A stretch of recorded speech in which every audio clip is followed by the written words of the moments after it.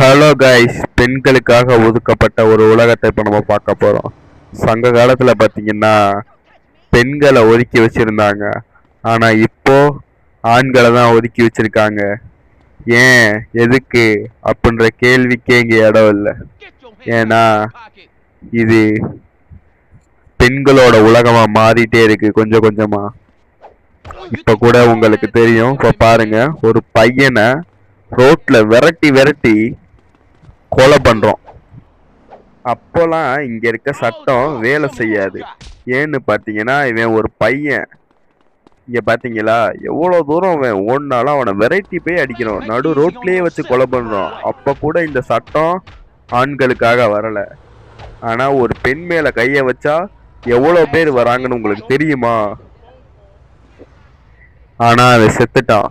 அப்ப மட்டும் எல்லாரும் வேடிக்கை பார்க்க மட்டும் வருவாங்க பாருங்க. இந்த உலகமும் அந்த மாதிரிதான், ஆண்களுக்காக எதுவும் செய்யாது.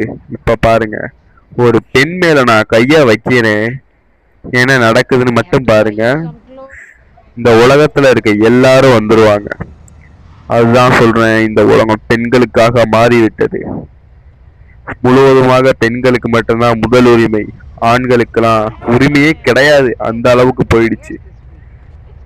அந்த அளவுக்கு போனனால எனக்கும் கொஞ்சம் கோவம் வந்துடுச்சு. அதனால இந்த கிழவியை போட்டு அடிக்க ஆரம்பிச்சிட்டேன். ஆனா அடிச்ச முதல் செகண்டே என்ன போலீஸ்காரை வந்து அடிக்க ஆரம்பிச்சிட்டான். இதெல்லாம் யாரால? எல்லாம் நம்மளாலதான். இந்த உலகம் பெண்களுக்காக மாறினாலும் பரவாயில்ல. ஏன்னா நம்ம வீட்லயும் பெண்கள் அம்மாவா இருக்காங்க, தங்கச்சியா இருக்காங்க, அக்காவா இருக்காங்க, பிள்ளைகளா இருக்காங்க.